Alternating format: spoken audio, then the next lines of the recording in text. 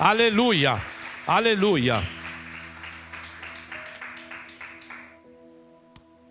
Vamos meditar na palavra do Senhor. E hoje a palavra é essa: quem permanece, frutifica.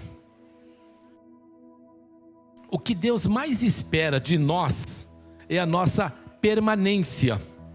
Você já reparou que a gente é meio volúvel assim? Já reparou? A gente vem num culto, fica 3 sem aparecer. Já reparou isso não? A gente, de vez em quando eu vejo, a pessoa está no grupo, sei lá, entrou aqui, ó, eu vou ser professor do Ministério Infantil. Ele faz a primeira aula, a segunda ele não vem mais. O que aconteceu? É falta de tempo, é isso aqui. No louvor é a mesma coisa, ele está no louvor, de repente, não, vou sair. A nossa permanência é fundamental para produzir frutos. Nós somos chamados para produzir frutos. Nós não fomos chamados para outra coisa. O chamado de Deus para o crente é que ele frutifique. Mas só podemos frutificar se permanecermos. Por isso, Deus nos prova, para que nós possamos demonstrar a nossa permanência nele. Ainda que nas lutas, nas dificuldades, nos problemas, Deus espera a nossa permanência. Porque permanecendo, daremos frutos. Não tem outro caminho, o caminho é esse, é permanecer para dar frutos. Jesus exorta os seus discípulos para que permaneçam nele. Olha para mim, e nós temos permanecido? Olha para mim, olho no olho aqui, temos permanecido? Nós temos estado firmes no Senhor? Quantos foram chamados para a obra? Quantos de nós receberam um chamado para fazer a obra de Deus? E no meio do caminho nós desistimos por causa de problema, por causa de luta, por causa de dificuldade, por causa de tanta coisa. E é verdade. Um dia alguém me perguntou: como é que você aguenta, pastor? Um dia o Senhor me chamou, e quando Ele me chamou, eu aceitei o chamado, e agora não existe condições de voltar atrás, porque a Bíblia me diz que aquele que retrocede, o Senhor não tem prazer nele. Você já leu esse versículo? É Tiago que diz, não é? Aquele que retrocede, o Senhor não tem prazer nele. Então, eu preciso permanecer. Amém? Vamos ler o texto. Permaneçam em mim, e eu permanecerei em vocês. Nenhum ramo pode dar fruto por si mesmo, se não permanecer na videira. Vocês também não podem dar fruto, se não permanecerem em mim. Eu sou a videira, vocês são os ramos. Se alguém permanecer em mim e eu nele, esse dá muito fruto, pois sem mim vocês não podem fazer coisa alguma. Amém. João capítulo 15, verso 4 e 5 é onde eu li. Aprenda uma coisa: permanecer é o desejo de Deus para cada um de nós. Crente precisa permanecer congregando, crente precisa permanecer orando, crente precisa permanecer fazendo a obra de Deus, trabalhando na igreja, crente precisa permanecer ofertando, crente precisa permanecer dizimando. É permanência. Não há avivamento se não houver persistência ou permanência em cada um de nós. Eu vou lembrar aqui 2 avivamentos que nós tivemos nos últimos 2 séculos, e avivamentos que impactaram a vida das pessoas. O primeiro avivamento, eu me lembro, ocorreu no país de Gales. Um homem chamado Evan Roberts tinha tanta sede, tanta fome de Deus, que durante 13 anos ele orou por avivamento. E ele começou a orar numa idade engraçada. Ele começou a orar com 13 anos de idade. Aos 26, Deus começa a usar aquele evangelista de forma extraordinária, e mais de 600 mil pessoas se entregaram a Jesus. Há um outro avivamento muito conhecido por nós. A gente fala muito desse outro avivamento. É o avivamento que nós denominamos avivamento da Rua Azusa. Alguém lembra desse avivamento? Alguém não lembra, não? O avivamento da Rua Azusa foi algo extraordinário. Foi liderado por um pastor presbiteriano chamado William Seymour. E o movimento começa porque esse homem resolveu buscar os dons do Espírito Santo. e ele começou a orar para buscar os dons do Espírito Santo. Ele sofre porque a igreja até então era aquilo que nós chamamos de cessacionista. Ela não acreditava que os dons de Pentecostes poderiam ser para os dias de hoje, mas que eles cessaram lá em Pentecostes. Consequentemente, não tinha dom. E ele continuou buscando, mas está na tua palavra, Senhor, e eu quero receber. Ele continuou buscando, até que um dia o Senhor começou a derramar naquele casarão velho os dons espirituais, e há uma estimativa de que mais ou menos 600 mil pessoas foram diretamente impactadas por aquele movimento da Rua Azusa. Um outro avivamento, que esse demorou pouco tempo, demorou 50 dias, mas impactou o mundo. Nós encontramos em Atos capítulo 2, o avivamento de Pentecostes. Eles ficaram lá, aguardando aquele momento, orando, buscando, e esse avivamento, o elemento principal foi a permanência no propósito, na promessa. Preste atenção, você quer avivamento? Não desista, permaneça. Você quer fazer a vontade do Senhor? Não desista, permaneça. Você quer trabalhar para o Senhor? Não desista, permaneça. Mas ninguém me reconheceu, e você não está aqui para ser reconhecido. Você está aqui para adorar ao Senhor. Sabe, que a gente tem isso. Irmãos, olha, uma vez eu fui numa igreja e eu fiquei indignado. Pense em alguém indignado. Me convidaram, mandaram uma carta convidando a nossa igreja para ir lá naquela igreja que era um congresso, era não sei lá o quê. Muito bem, eu fui na igreja. Cheguei lá, sentaram todos os obreiros que tinha no púlpito, mas me deixaram sentado lá no meio da igreja. Eu falei, nunca mais eu piso nessa igreja, que me chamaram e não me honraram, e não sei o que. E eu fiquei doente. Que absurdo! E por que me chamaram então? Porque não deviam ter me chamado. Irmãos, passou alguns anos e eu comecei a orar, Jesus, me perdoa. Aquele dia eu fiquei tão indignado com a igreja, porque eu queria ser honrado, Senhor. Mas eu não estou aqui para ser honrado. Eu estou aqui para honrar o teu nome. E hoje, inverteu. As pessoas me chamam e eu não quero ir.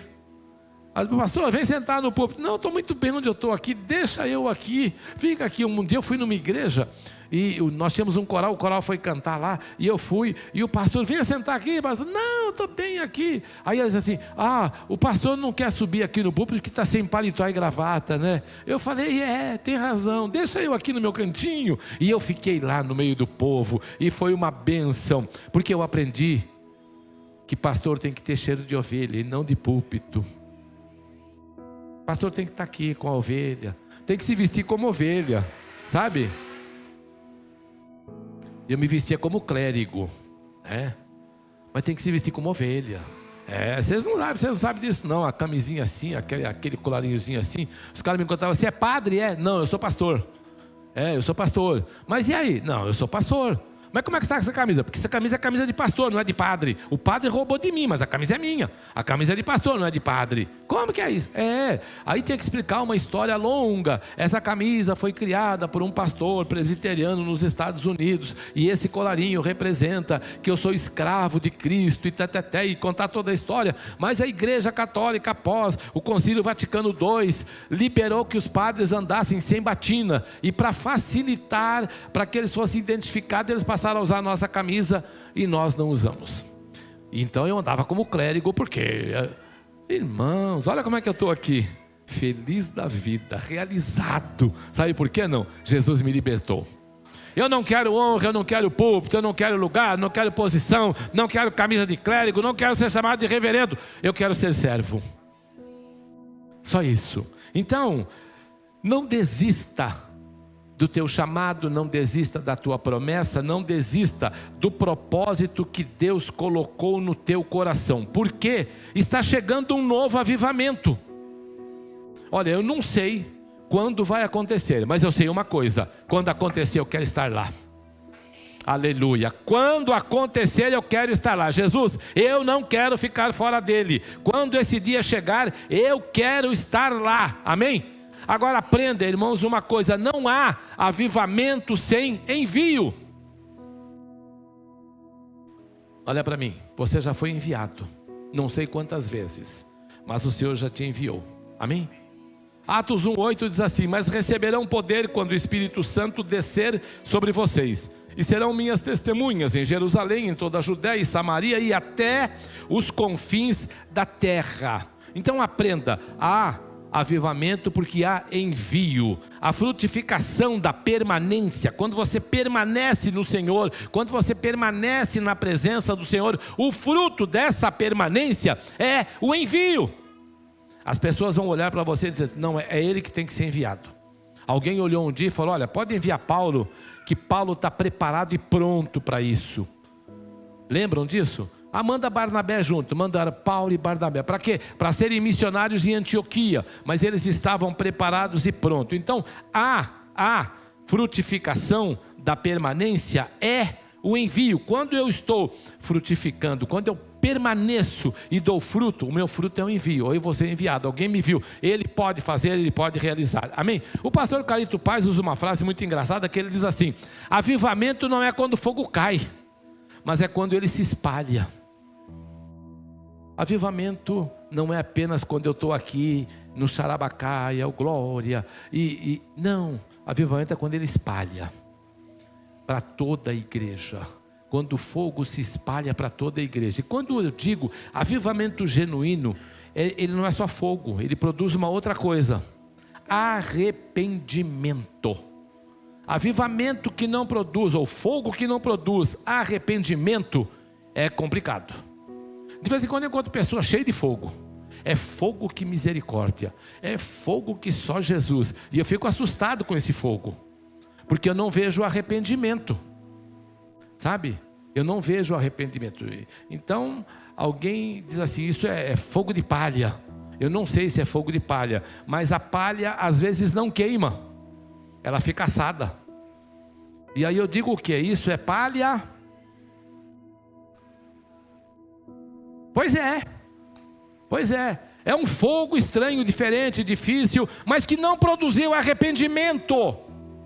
A mensagem de Jesus Cristo foi: arrependei-vos, porque é chegado o reino dos céus. Ele vem pregando, João Batista vem pregando arrependimento, e Jesus nos manda seguir fazendo a mesma coisa. A primeira coisa que Deus espera de nós é arrependimento. A palavra arrependimento é traduzida do grego metanoia, que significa mudança de atitude. Nós precisamos aprender a mudar. Paulo diz: aquele que roubava não roube mais, o que mentia não minta mais. Tem que haver mudança, não é fogo. O fogo não muda, o fogo não transforma. Você vai transformar quando você tiver a consciência que precisa ser transformado. Você vai transformar quando você tiver essa coisa chamada metanoia, mudar a tua atitude. Irmãos, é tão difícil fazer isso. Então o fogo vai se espalhar. Mas não só se espalhar, ele precisa produzir arrependimento. Quando não há arrependimento, não tem jeito. É fogo de palha, ou palha, deixa para lá. Onde você vai estar quando o próximo avivamento da igreja acontecer? Eu não sei. Existe um legado nesta igreja e um convite para você fazer parte. Aqueles que permanecerem até o fim vão ou irão testemunhar coisas maiores. Eu tenho um sonho e eu estou perseguindo esse sonho. Todos os dias eu persigo esse sonho. Dentro da minha dificuldade, dentro da minha pequenez, eu estou perseguindo um sonho. E todas as vezes que eu falo desse sonho, as pessoas riem de mim, porque dizem: esse sonho é impossível. Eu não sei se é, mas é o sonho que o Senhor colocou no meu coração, e eu estou perseguindo ele todos os dias, e eu estou trabalhando, me aprimorando, me preparando para esse sonho acontecer. E qual é o sonho? Ganhar 10% da cidade de Tiradentes.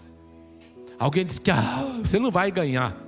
Pode ser que eu não ganhe, mas virá alguém atrás de mim e ele vai receber o mesmo sonho. Ele vai dizer: eu tenho que seguir o velhinho. Por falar em velhinho, mano, não vou contar para vocês não, né? Mas amanhã eu tenho um pastor amigo meu aí que faz aniversário. Fica mais velho. Acredita isso? Não. Vai fazer 69 anos amanhã. Que bênção, né? Os caras, né? Aleluia, glória a Deus. Eu estava essa semana na consulta com a minha geriatra e ela falou: senhor Alexandre, o senhor tome cuidado, viu? Por quê? Porque o senhor tem uma cabeça de 40 num corpo de 70. Então, fica aí esperto, porque olha, não é assim não, a coisa é diferente. Aquela conversa toda lá. Maravilha. Mas eu estou sonhando e trabalhando para que esse sonho aconteça. E eu tenho permanecido há anos na presença do Senhor e tenho orado: Senhor, eu quero 10% da cidade de Tiradentes. Não sei como vai ser, eu não sei o que vai acontecer. Eu sei que vai chegar um momento, uma hora, que o Senhor vai dizer assim: virou a chave. Você já viu essa brincadeira? Quando alguém na televisão, em algum lugar, resolve dar um carro de presente para as pessoas. E aí ele diz assim: olha, dá aí uma chave para 10 pessoas, cada pessoa recebe uma chave do carro, vai lá e liga, virou a chave, se ligar o motor, o carro é teu. Já viram isso? E vai 1, vai 2, vai 3, vai 4, até que um chega, liga e virou a chave, pronto, recebeu. Pois é, vai chegar um momento, eu não sei como, se vai ser numa live, se vai ser na televisão, se vai ser no rádio, eu não sei qual é o caminho que o Senhor vai nos dar, mas nós vamos alcançar esse número de pessoas. Claro, já você vai entender, ninguém faz nada sozinho. Ninguém faz nada sozinho. Estou dizendo aqui agora para vocês, eu preciso de vocês. Me ajudem me dando uma oferta, porque esse mês eu tenho uma conta muito alta para pagar. Eu estou dizendo bem claro. Você já viu eu pedindo oferta assim? Não, eu estou pedindo porque eu preciso, só por isso. Então, eu vou estar lá e eu tenho certeza que isso vai acontecer. Porque há uma voz que diz: vá e pregue o evangelho a toda criatura. Então, escolha permanecer para que você frutifique quando você for enviado. Então, para permanecer e frutificar, primeira coisa, entenda qual o seu lugar de pertencimento. Atos 1,4 diz assim: certa ocasião, enquanto comia com eles, deu-lhes esta ordem: não saiam de Jerusalém, mas esperem pela promessa de meu Pai, da qual lhes falei. Pois João batizou com água, mas dentro de poucos dias vocês serão batizados com o Espírito Santo. Atos 1, 4 e 5, e essas são palavras de Jesus. O avivamento acontece quando nós somos obedientes. O início do avivamento de Atos 2 é uma ordem. Qual é a ordem? Eu vou voltar nela, olha. Ele diz lá, olha: esperem pela promessa. Essa era a ordem. Não saiam de Jerusalém, esperem pela promessa. É isso que ele está dizendo. Sabe qual é o grande problema que a gente não recebe? Que a gente não tem paciência. Você já reparou? Essa geração é uma geração muito ágil, né? Eu chamo de geração fast food.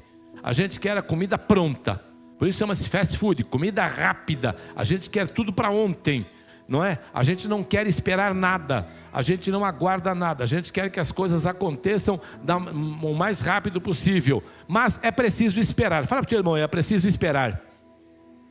Agora me diga, quanto tempo você tem permanecido e quanto tempo você tem esperado? Você já viu quando alguém vai casar, que ele não consegue esperar?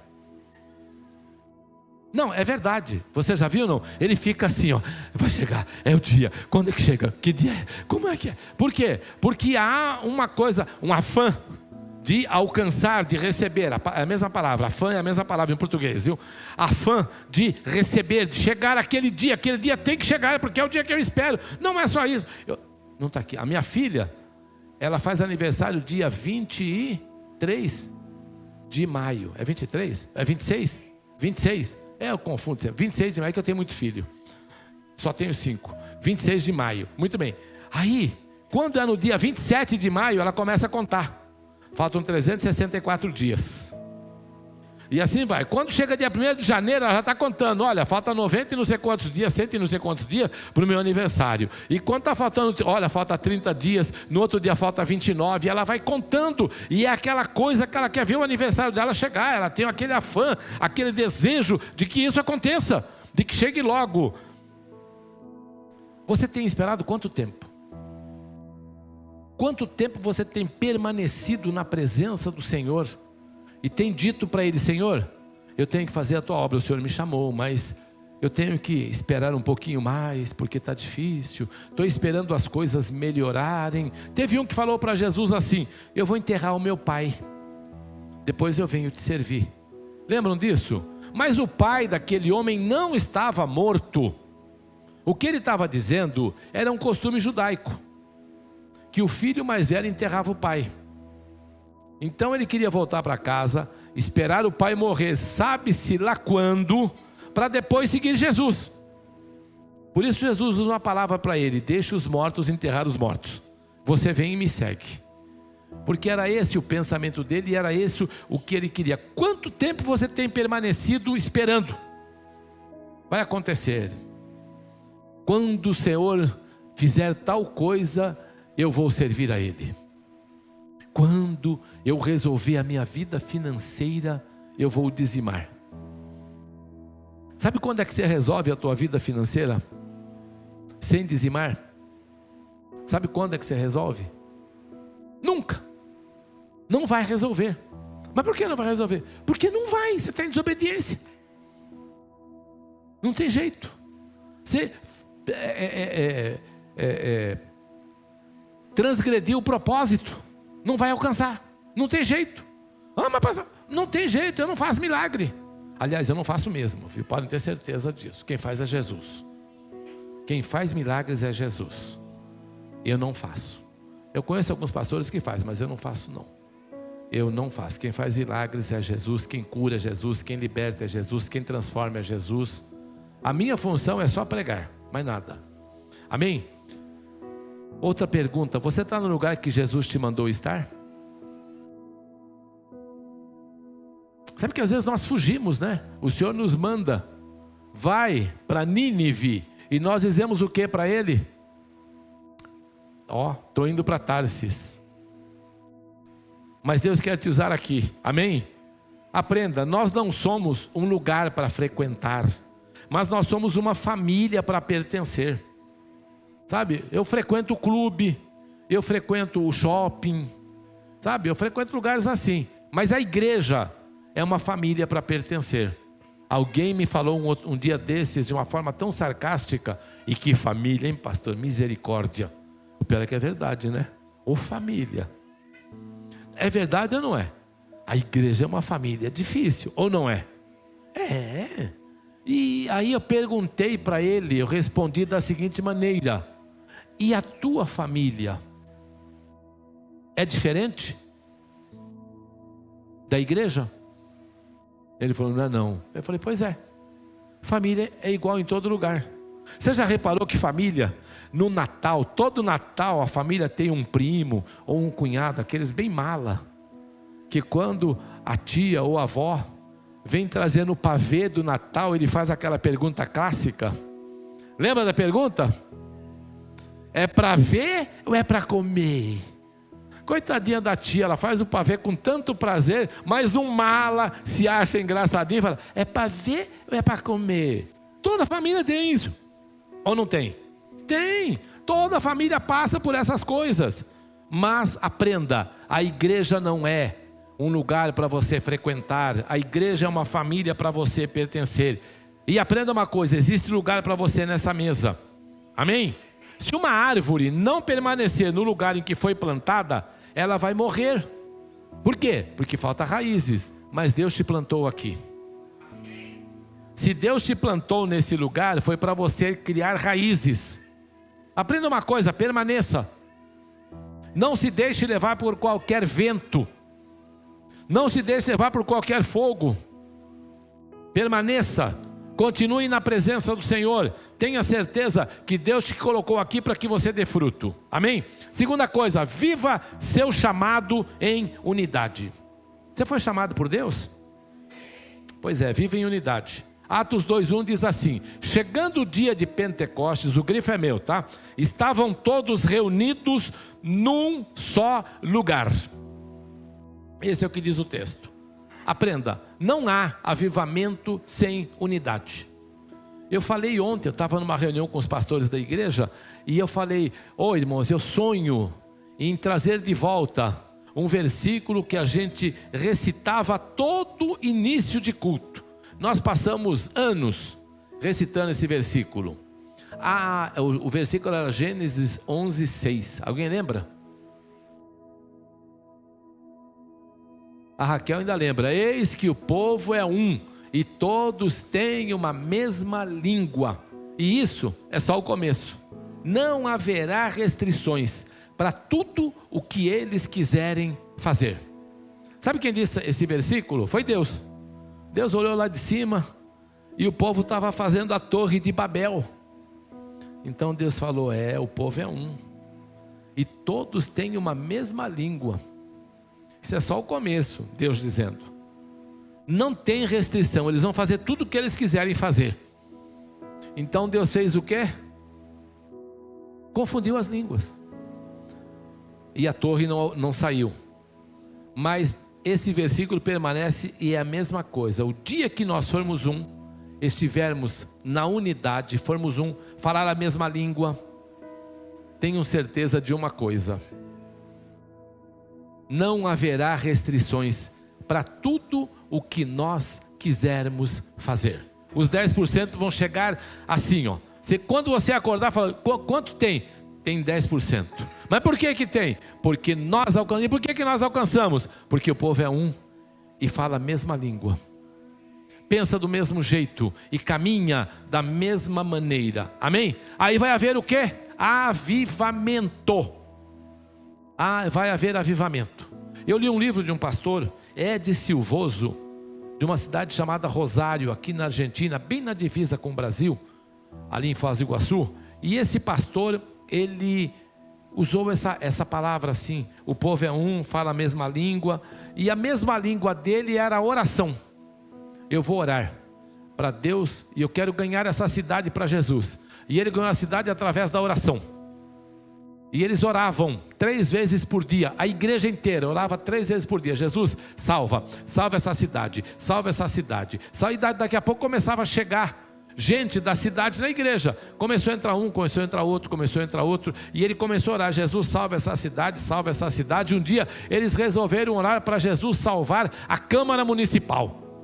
E que estão orando, e veio um vereador assistir o culto e aceitou Jesus. E depois veio outro, e eles ganharam a Câmara Municipal inteira, ganharam o prefeito, ganharam a cidade inteira para Jesus.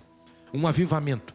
Uma cidade grande, 80 ou 100 mil habitantes na época. E isso já tem mais de 30 anos, uns 40 anos. E aconteceu o quê? Eu devo ter o livro ainda, eu tenho que procurar, mas eu devo ter esse livro. O que aconteceu? Ele cria um avivamento naquele lugar. As pessoas saíam de tudo quanto era lugar para saber o que aconteceu lá naquela cidade, que tanta gente se entregou para Jesus. E ele dizia: foi só oração, nós não fizemos nada, só oramos. E se você se lembrar, o Senhor diz no livro de Salmos da seguinte maneira: pede-me e te darei as nações por herança. Já leu esse versículo? Pede-me e te darei as nações por herança. Se você aprender a fazer isso, você vai ver. Um dia eu fiz um teste, eu li esse livro e eu fiz um teste. Do lado da minha casa, do lado do meu apartamento, tinha um outro apartamento, era um vizinho. E eu comecei a orar: Jesus, eu quero que esse vizinho te aceite. Eu quero que esse homem salve, eu quero essa mulher salva. Estão na igreja até hoje. Eu digo: Jesus, que coisa maravilhosa, como é que Deus faz, sabe? Mas a gente para de orar porque a gente tem tantas outras coisas. E o diabo é especialista em fazer uma coisa: nos tirar do foco. Aprenda uma coisa, irmão, tenha foco. É fundamental você entender isso. Por isso, Jesus está dizendo: permaneça. Se vocês permanecerem em mim. Ele disse isso, olha: se vocês permanecerem em mim e as minhas palavras permanecerem em vocês, pedirão tudo o que quiserem e vos será feito. Já leu esse versículo? A versão Almeida diz: se vós estiverdes em mim e as minhas palavras estiverem em vós.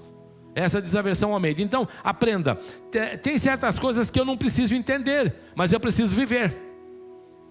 E olha, eu estou vivendo isso. Eu não sei se alguém aqui lembra, a coisa de uns 2 meses atrás, eu falei, o Senhor falou comigo, tem mais ou menos uns 90 dias, que eu tinha que fazer uma coisa Mas eu não fiz e não falei para minha esposa o que eu tinha que fazer também, porque se eu falar, ela fica me cutucando. O senhor falou que você tem que fazer isso, o senhor falou que você tem que fazer isso. Então eu não contei para ela o que o senhor me mandou fazer. Alguém lembra que eu contei isso aqui?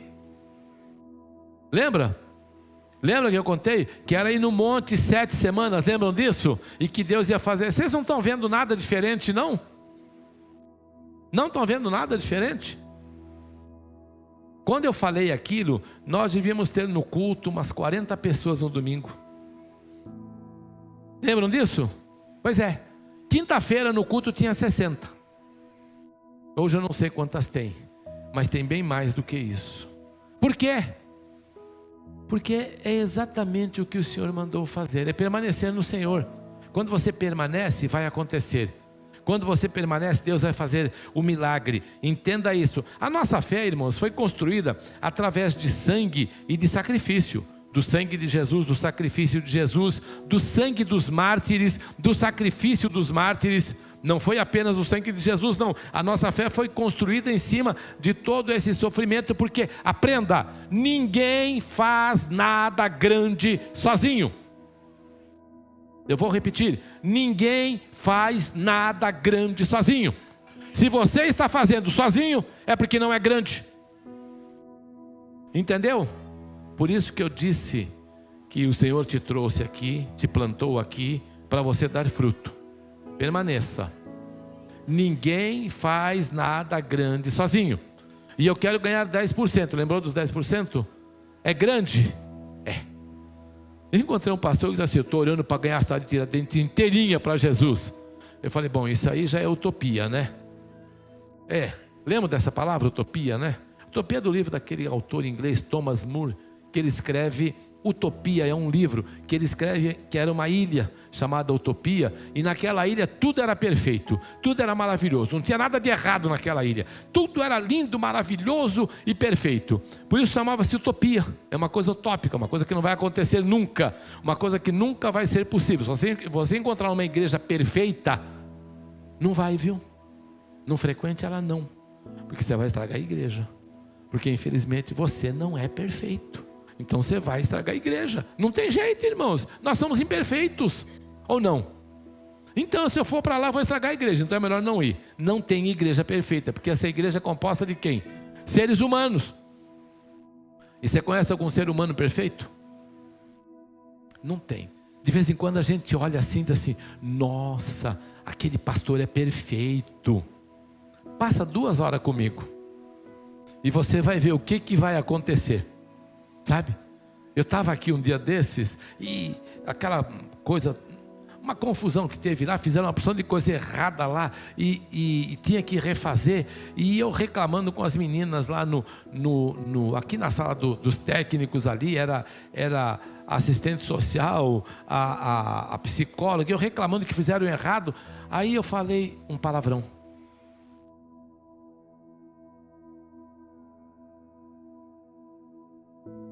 Eu sei que vocês não falam. Aí tinha uma moça do lado e falou: nossa, pastor, você fala palavrão? Eu falei: falo, filha. Eu sou ser humano. Eu não sou anjo. Tem uns crentes que não falam. De vez em quando ele olha e diz assim: filho de Belial. Mas se o Espírito traduzir o que ele falou, Jeová. Então, eu falo. Acontece, irmãos. Eu sei que vocês não falam, graças a Deus, né? Amém? Ai, ainda por cima são mentirosos. Fala, querido. Por quê? Porque nós somos seres humanos. Sabe? Precisa ter essa casca. Que crente é santíssimo. Não é nada. Crente é homem como qualquer outro e erra como qualquer outro. A gente tem que entender isso. Amém? Então aprenda uma coisa: ninguém faz nada grande sozinho. Amém? Tudo que nós temos que fazer, eu preciso de você. Olha, irmãos, o culto está acontecendo aqui, mas tem algumas pessoas que vocês não veem, não estão vendo, mas elas estão lá na porta, em pé, 2 horas em pé, fazendo o quê? Cuidando do quê? Da porta. O que não entre alguém para fazer alguma bagunça, alguma coisa, que uma criança não saia correndo para a rua. Eles estão lá, e eu não posso fazer esse culto sem eles. Eu não posso fazer isso sem eles. E se você olhar, o culto está tranquilo, está bem, mas as crianças estão lá na salinha sendo cuidadas agora, aprendendo uma lição, estudando, porque também eu não posso fazer o culto se não tiver aquelas irmãs lá. Eu não posso fazer o culto se não tiver aqueles irmãos sentados ali, um cuidando do meu microfone, quando eu falo mais alto ele abaixa, e quando eu falo mais fino ele aumenta, põe um pouco mais de grave, e o outro cuidando da transmissão que está acontecendo via internet, ou do que está se passando aqui no telão. Então ele tem lá 3 computadores trabalhando para fazer essas coisas, uma para a internet, outra para o telão e outra para cuidar da mesa de som. Para quê? Para que eu possa fazer o culto. Ninguém faz nada sozinho. Eu não posso fazer o culto se não tiver essas moças aqui dançando, adorando ao Senhor, se não tiver um grupo cantando e tocando aqui, tudo isso, amém? E nós aprendemos todos os dias que para o fogo ser maior eu preciso colocar o quê? Mais lenha, amém? Amém? Para o fogo ser maior eu preciso de mais lenha, para a igreja ser maior eu preciso trazer mais gente, para que a igreja, para que eu traga mais gente eu preciso ter mais obreiros, para que eu tenha mais obreiros eu preciso preparar mais pessoas, amém? Alguém me disse assim: pastor, o meu clã é tão parado. Eu falei: põe fogo nele, incendeia o teu clã. Como é que você vai incendiar o teu clã? Contagia os teus discípulos. Você é lenha. Fala para o teu irmão aí: você é lenha. Amém? Paulo escreve em Romanos 15, 5 assim: o Deus que concede perseverança e ânimo, deles um espírito de unidade segundo Jesus Cristo. Olha bem o que Paulo está dizendo: Deus que concede perseverança e ânimo, deles um espírito. O grifo aí é meu, tá? Toda vez que você vê um versículo grifado, foi eu que grifei, na Bíblia não está não.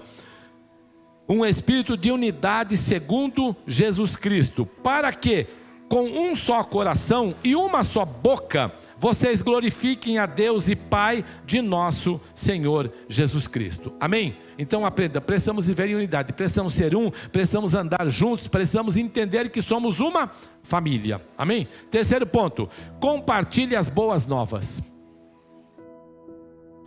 O texto bíblico diz assim: então Pedro levantou-se com os 11 e em alta voz dirigiu-se à multidão: homens da Judéia e todos os que vivem em Jerusalém, deixe-me explicar-lhes isto, ouçam com atenção. Essa foi o início, o prólogo da pregação de Pedro no dia de Pentecostes. Em seguida ele diz: esses homens não estão bêbados, porque esta é a 3ª hora do dia. Lembra disso? Ele está dizendo assim, 3ª hora, porque era 9 horas da manhã. O relógio judaico naquela época era o relógio do sol. Então começava a 1ª hora, era às 6 da manhã.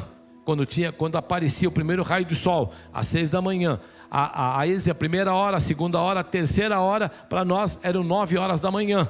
Para eles era a 3ª hora do dia.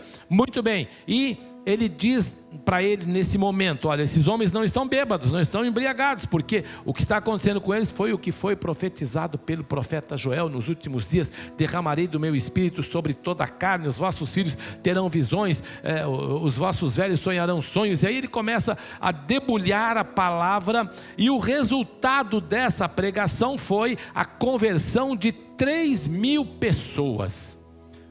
E todas essas pessoas eram judeus, que não moravam em Jerusalém, moravam na Itália, moravam na Espanha, moravam na Grécia, moravam, enfim, na Etiópia, em vários lugares do mundo, que haviam ido a Jerusalém na festa da Páscoa. E Deus, e como eles falavam outra língua, um falava italiano, outro falava espanhol, outro falava grego, Deus usa os apóstolos para falar com eles na língua deles. E eles perguntam: mas esses homens não são daqui, não são galileus aí? E por que é que eles estão, nós os ouvimos falar na nossa própria língua? Aí alguém diz: eles estão bêbados. Então Pedro vai: não estão bêbados não, aconteceu isso, e mostra para eles o que aconteceu. E nós temos então uma ordem de Jesus imperativa: você hoje é templo do Espírito Santo. Isso todo mundo concorda, amém? Você é templo do Espírito Santo, e como templo o Senhor quer te usar. O texto diz assim: e disse-lhes: vão pelo mundo e preguem o evangelho a todas as pessoas. E Deus faz, viu? Um dia eu estou aqui, parou duas mulheres ali na porta da igreja que queria fazer o curso de manicure. E as mulheres não falavam português, falavam espanhol. E elas olharam para a minha cara assim, começaram a falar com uma dificuldade. Aí eu comecei a falar espanhol com elas. E elas falaram: o que foi isso? É o Espírito Santo me usando.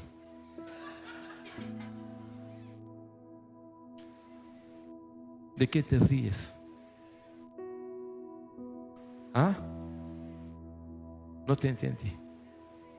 De lo que yo dije. ¿Por qué? ¿Era tu mami? ¿Verdad? ¿No ves? No sé, pero yo hablé. E por quê? Aí elas vieram e ficaram felizes. E Deus trabalhou na vida delas, e elas foram abençoadas, e eu também. Amém? Foi abençoada? Eu também. E olha, a mim me han bendecido muito mais. Então vocês têm que agradecer a Deus, nada mais. Então é isso, elas me abençoaram muito mais do que eu a elas. Mas elas vieram para Jesus. E isso foi o que aconteceu no dia de Pentecostes. Os caras estão lá, de repente o cara começa a falar grego com o outro, começa a falar italiano com o outro, começa a falar espanhol com o outro, que diz que lá havia gregos, medos, partos, elamitas e prosélitos de todas as partes do mundo, que haviam se entregue a Jesus, ao judaísmo, e agora eles recebem a palavra de Deus e aceitam Jesus. E a ordem vem: vão pelo mundo todo e preguem o evangelho a todas as pessoas. Deus te chamou para pregar o evangelho. Esses 10% não vão acontecer do dia para a noite. Vão acontecer quando nós aqui, falarmos a mesma língua. Quando nós entendermos que a mesma língua é anunciar Jesus a toda a criatura. Em espanhol, em grego, em italiano. Eu estou estudando italiano. Estou fazendo tudo para aprender italiano. Mas por quê? Eu vou contar por quê. Porque eu tenho um sonho, né? Eu tenho um sonho, quando eu fizer 70 anos o ano que vem, em nome de Jesus, fazer uma viagem e ir até a Itália. Quero passar por Portugal, depois ir até a Itália. E não sei se eu vou conseguir, mas eu estou orando para que Deus me dê graça e forças para que eu chegue lá. Saúde, e eu quero chegar lá. E se eu chegar lá, eu tenho que falar alguma coisa, né? Não dá para chegar lá e não falar. Então eu quero aprender, estou ouvindo, estou pesquisando e vendo. Eu qualquer dia vou estar falando italiano, aí vocês vão ver. Eu vou dizer: que brincadeira é essa? Não, não é brincadeira, porque o idioma latino é fácil de falar. É igual o espanhol, é o idioma latino. Eu sempre brinco com os meninos assim: o espanhol é um português mal falado.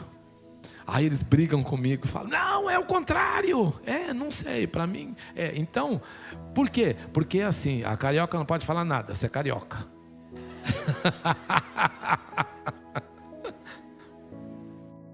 Não, é a carioca. Não é não. É de Vilar dos Teles. Tem um chamado de Deus para você. Tem um chamado de Deus para a tua vida. Queridos, eu falei e vou repetir. O diabo tenta nos tirar do foco. E ele tenta de todas as maneiras. Presta atenção, a tua salvação você não vai perder, e o diabo não vai roubar a tua salvação. Ele sabe disso, que ele não vai roubar a tua salvação, mas ele vai te tirar do foco. De que jeito que ele te tira do foco? Olha, pense numa forma, é essa. Ele vai te dar dinheiro demais, vai te dar emprego maravilhoso, vai te colocar para fazer 1001 coisa que você não tenha tempo de ir para a igreja. Ele vai fazer tudo para te tirar do foco. Qual é o nosso foco? Jesus. E nós aprendemos a vida inteira que eu erro o alvo, eu peco quando eu erro o alvo, porque o meu alvo é Jesus. Quando eu não olho para Jesus, eu peco. Não tem acordo. Se eu não olhar para Jesus, eu peco. Se eu não fizer o que Jesus quer para a minha vida, eu peco, porque eu saí do alvo, que meu alvo é Jesus. E temos que entender isso, temos que aprender isso, e não dá para ser de outra forma. Por isso, Deus te chamou para compartilhar o evangelho. Sabe que às vezes nós vivemos um evangelho egoísta, né? Ou um cristianismo egoísta. A minha esposa tem uma discipuladora, a pastora Nil. Ela me contou uma história uma vez. E vocês lembram da pastora Nil? Conhece a pastora Nil? Quem conhece a pastora Nil? Olha aí, várias pessoas conhecem a pastora Nil. Muito bem. Ela contou uma história que ela foi convidada para ir pregar numa igreja, lá em Santo André. E ela foi pregar nessa igreja. E chegou lá nessa igreja, ela chegou na rua, subiu a rua, voltou e não achava a igreja, não viu igreja nenhuma na rua. Ela falou, que coisa, cadê a igreja? Onde é que está a igreja? Ela foi procurar pelo número tal. E ela olhou, era um muro alto, 2,5 metros de altura o muro, um portão fechado, uma portinha do lado, um número em cima, não tinha placa, nada. Aí ela falou, será que é aqui a igreja? Tocou a campainha, o sujeito atendeu ela pelo interfone. Olha, eu sou a pastora Nil, aqui é a igreja. Ah, sim, pastor, é aqui mesmo, eu vou abrir para a senhora. Foi lá, abriu a porta, ela entrou, disse que a igreja ficava lá no fundo, tinha um jardim bonito na frente, uma igreja linda, um lugar gostoso. Ela entrou na igreja, tinha lá umas 60 pessoas no culto, e ela pregou, terminou o culto, e ela disse, irmãos, não entendi nada. Uma igreja tão bonita dessa, um jardim tão bonito desse, e vocês com a igreja fechada, o portão fechado, não tem uma placa, nada.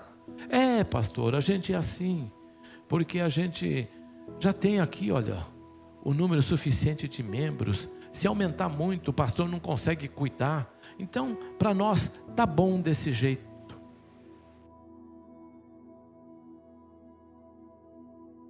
A minha geriatra falou que eu estou sofrendo de uma doença chamada crise. Como é que é? Crise não, como é que é? Síndrome do pensamento acelerado.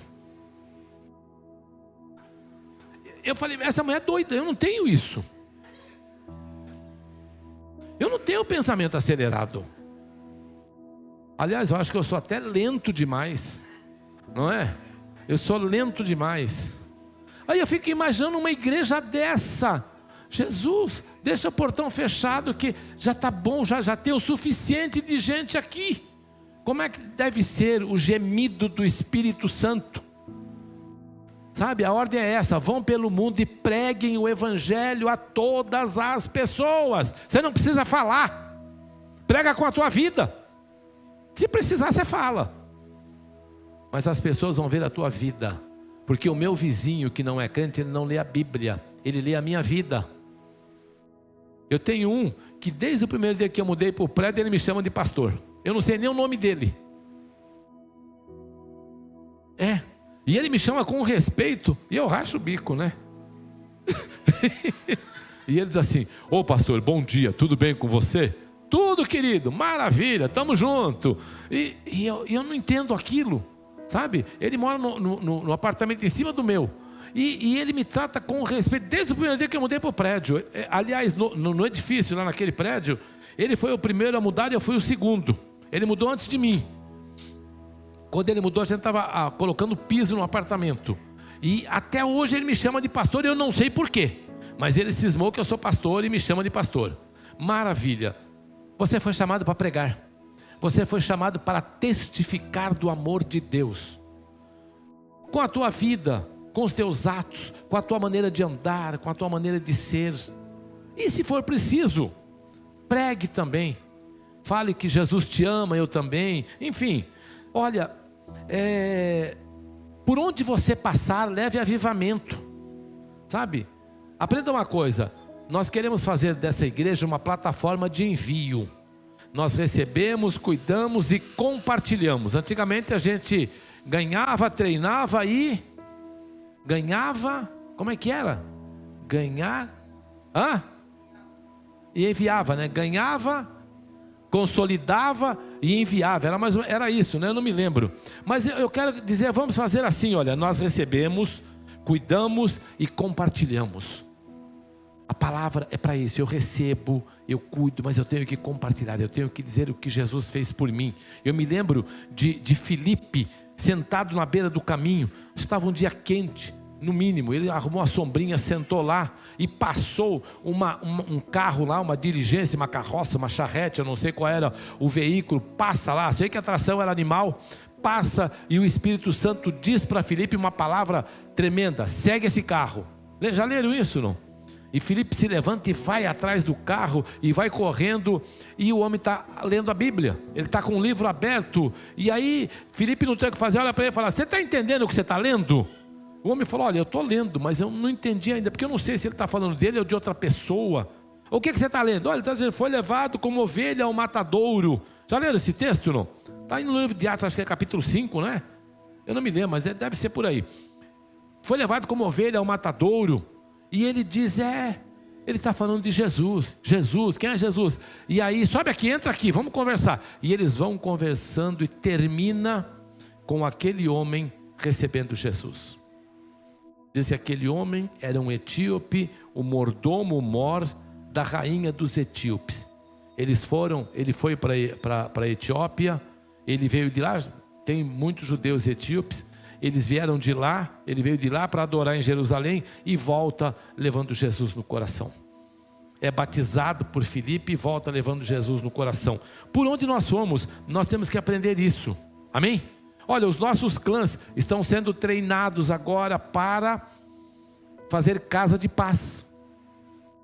Essa semana agora, ou na próxima, eles já estão entregando os endereços de onde vão ser as casas de paz. Vão receber os chaveiros, vão receber o porta-chaves, vão receber a revista e vão para uma casa fazer casa de paz. Vai ser o culto do envio, nós vamos fazer o culto do envio e vamos enviá-los para fazer as casas de paz. E eu sei, vai ser uma bênção, vai ser uma grande bênção, vai ser uma grande vitória. Amém? Então se prepare, Deus quer te usar. Pelo menos alguns vão ser usados, não é? Outros estão pensando ainda. Não deixe que nada te machuque. Não deixe que nada te segure, que nada te impeça. O Espírito Santo clama, há uma urgência nos dias atuais. Eu não quero falar, não vou entrar nesse assunto, mas se vocês soubessem um pouquinho do que está acontecendo contra a igreja do Senhor, vocês estavam de joelhos, em jejum, pedindo misericórdia, porque o cerco está fazendo assim, olha, a cada dia. E a gente não, sabe, nós estamos semelhantes a uma rã na panela. Você já viu essa história? Quem contou foi Jorge Barna, do Instituto Barna de Pesquisa, lá nos Estados Unidos. Ele disse assim, olha, se você pegar uma rã e colocar na panela com água fria, e pôr a panela em cima do fogo, a rã vai ficar lá dentro. E ela vai ficar lá dentro e vai morrer cozida. Se você pegar essa mesma rã e jogar numa panela de água fervente, ela pula e sai fora. O nome disso é o que? Mimetismo. O que é? É a facilidade que o corpo tem de se adaptar ao ambiente. Você chega num ambiente quente e vai se adaptando, o corpo vai se adaptando, daqui a pouco está normal. Eu me lembro que eu mudei para o Ceará. E eu cheguei no Ceará, eu tomei um choque. Meu Deus, que terra quente é essa? Misericórdia. A minha mulher ficava inchada. Ela ficava inchada, aquilo, que coisa absurda. 3 ou 4 meses depois, para mim era a coisa mais natural do mundo. E passei 10 anos lá e foi a coisa mais natural do mundo para mim, ficar no Ceará. E eu ia para os interior, para tudo quanto era lugar, tranquilo, sem dificuldade. Por quê?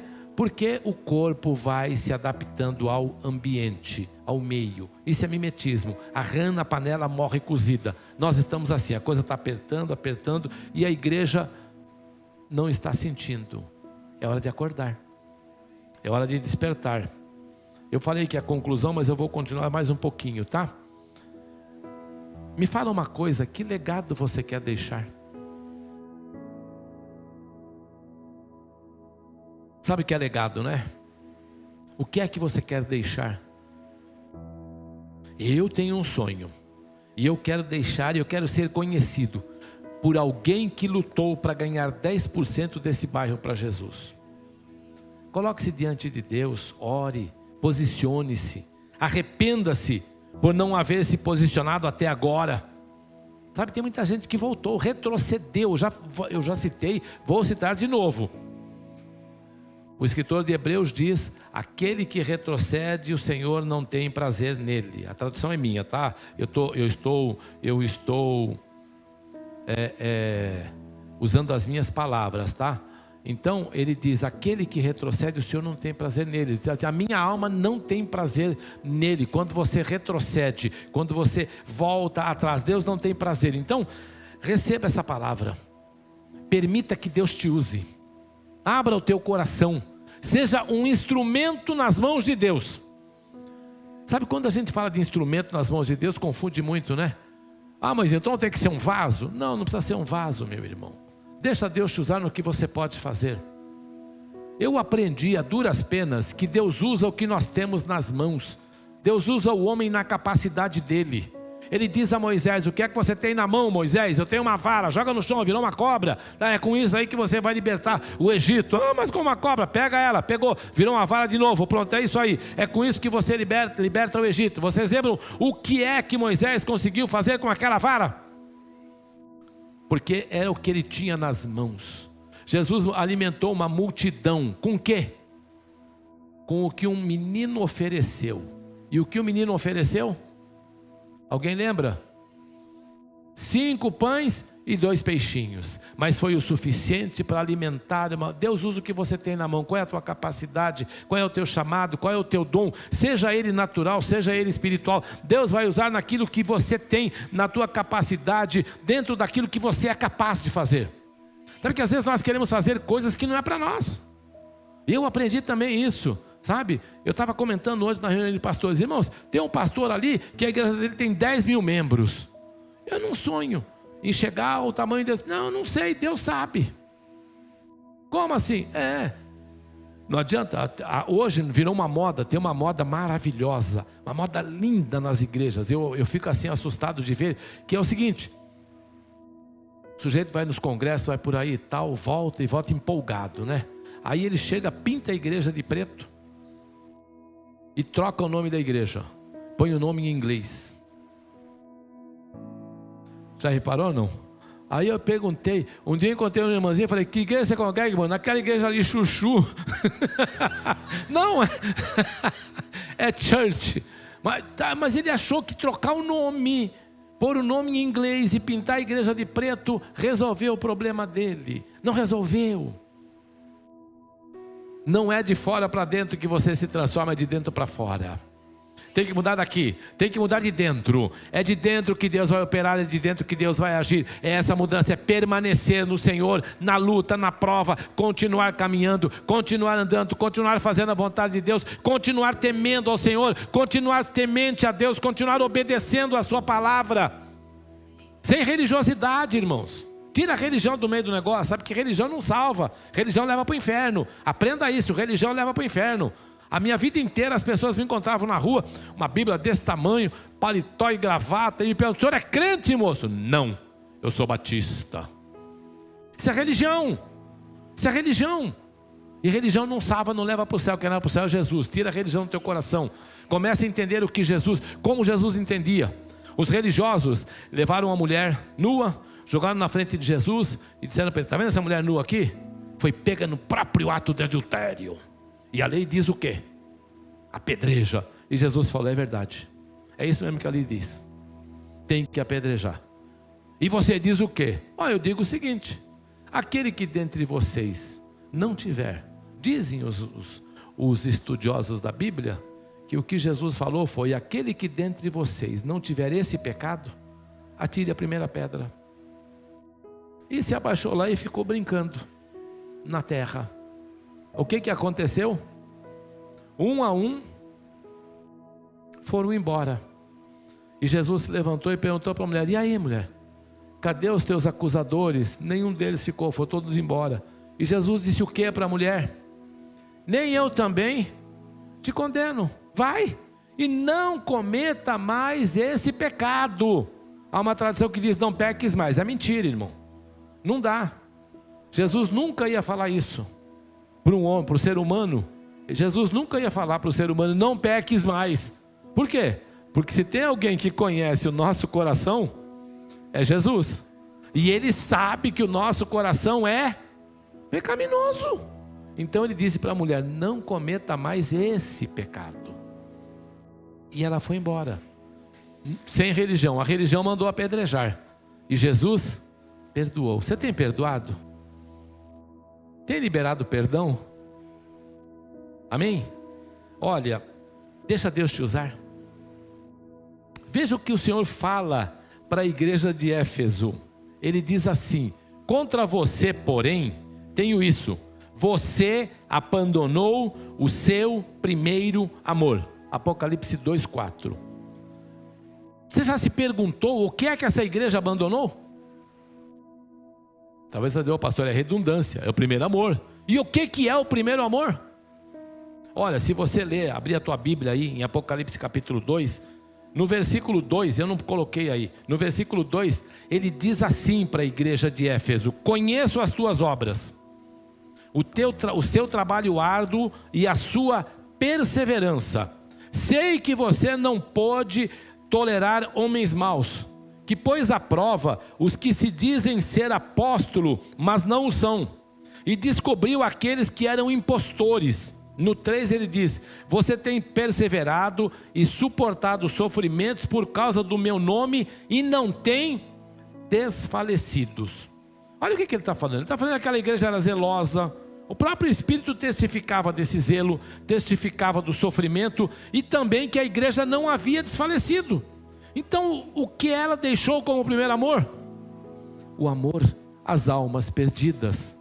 O amor àqueles que precisam de Jesus, sabe? O zelo, o sofrimento, a adoração, o cuidado. Isso faz parte de uma coisa que nós chamamos de eclesiologia. É o costume da igreja, é o que a igreja é, sabe? A igreja ora, canta, oferta, dizima, tudo isso faz parte da eclesiologia. Mas o que ele estava preocupado era outra coisa, com o primeiro amor. Qual é o primeiro amor? Vai cuidar de vidas, vai cuidar de pessoas. Alguém diz assim: pastor, me ponha para cuidar de 10 jumentos, mas me ponha para cuidar de um homem. Já ouviu isso? Por quê? Porque o ser humano é difícil. Claro que é. Mas é por ele que Jesus morreu. Jesus não morreu por nenhum jumento, morreu por você e por mim. Ele morreu pelo homem, pelo ser humano. Amém? Então nós precisamos aprender isso. Olha, não adianta cantar, orar, dançar, tocar, fazer encontro, se o foco não forem os perdidos. Isso é deixar o primeiro amor. E aí, Jesus dá um conselho para a igreja de Éfeso. Receba esse conselho. Ele diz assim, ó: lembre-se de onde caiu e arrepende-se, e pratique as obras que praticava no princípio. Essa versão que eu estou lendo da NVI, na versão Almeida, ele diz: lembra-te de onde caíste e arrepende-te e volte à prática das primeiras obras, ou pratica as primeiras obras. Exatamente por isso, precisamos nos lembrar e nos posicionar para praticar as primeiras obras. Amém? Eu vou ler uma frase de Henry Ford, e é muito propícia para nós entendermos. Ele falou assim: reunir-se é um começo, permanecer juntos é um progresso, e trabalhar juntos é um sucesso. Presta atenção nessa frase. Reunir-se é um começo, permanecer juntos é um progresso, e trabalhar juntos é um sucesso. Você quer ser um sucesso? Trabalha junto para Jesus. Faça a obra do Senhor. Sabe, olha, um dia uma irmã falou para mim: quem quer fazer a obra de Deus, faz. Quem quer servir ao Senhor, serve. Quem não quer, arruma desculpa. Sabia? Quando eu comecei a igreja, nós tínhamos um salãozinho pequenininho, era menor que esse púlpito. Ele tinha 3 por 8. Cabia 30 pessoas dentro do salãozinho. E a gente não tinha esse projetor aqui de multimídia. A gente tinha um retroprojetor. Lembram dele? Me mandaram ressuscitar ele agora. Eu não sei, vamos ver. Que assim, o ano que vem nós completamos 20 anos de igreja. Eu estou com 25 na cabeça, que é 25 de janeiro. 20 anos de igreja. Então ontem na reunião o pessoal estava dizendo assim: faz um museu, pastor. O senhor tem o primeiro projetor aí, o retroprojetor, não sei o que. Faz um museu ali, começa a mostrar ao pessoal como é que a igreja começou e tal. Não sei. Aí alguém disse assim: faz uma timeline, é isso? Timeline, né? É isso mesmo o nome? Uma timeline contando como é que é a igreja e tal. Mas vamos ver o que é que nós vamos fazer aí para relembrar dessas coisas. Mas naquele salãozinho tinha que apagar a luz, porque o interruptor ficava na parede, tinha que apagar a luz para o retroprojetor funcionar. E tinha uma irmã que o sonho dela era fazer alguma coisa na igreja. Mas para limpar já tinha 3 ou 4 irmãs que limpavam a igreja. E já tinha gente para tudo. E a irmã não arrumava lugar para trabalhar. Aí um dia ela descobriu que na hora de apagar a luz, tinha que alguém se levantar, ou alguém do louvor, ir lá no canto da igreja e apagar a luz. O que aquela irmã fez? Ela pegou a cadeirinha dela e sentou do lado do interruptor. Na hora de apagar a luz, ela apagava. Tic, e põe um sorriso nos lábios. Na hora de acender, ela acendia com aquele mesmo sorriso. Um dia ela foi embora para a Alemanha. A irmã dela trabalhava lá, levando embora para a Alemanha. Mas ela fazia aquilo com um prazer. Hoje, a gente não tem isso. A gente apaga a luz no interruptor, não, num controle. Cadê o controle? Mostra aí. Aí, acende uma luz aí. Aí, ó, ele acende a luz no controle. Tá vendo? Apaga no controle. É outra história. Mas naquela época não tinha. Naquela época o nosso negócio era um botãozinho. E usava o botãozinho para acender e para apagar. E a irmã foi lá. Então, quando você quer servir a Deus, você acha lugar. Porque na obra tem. Quando você não quer, você acha misericórdia. Olha o silêncio, hein? Também, pastor? Domingo, você vem com uma palavra dessa, misericórdia, né? Ou miseriqueima, né? Não sei. Mas é isso. Por quê? Porque Deus está clamando, precisando de você na obra. Mas a igreja tem de tudo, a igreja tem jeito para tudo. Não tem não, irmão, está faltando. Olha, nós estamos sonhando, tem tanto ministério para ser feito, para acontecer. Nós precisamos de um ministério de intercessão aqui, não tem. Precisamos de ter cultos de intercessão, não temos. É tanta coisa que precisa, que misericórdia.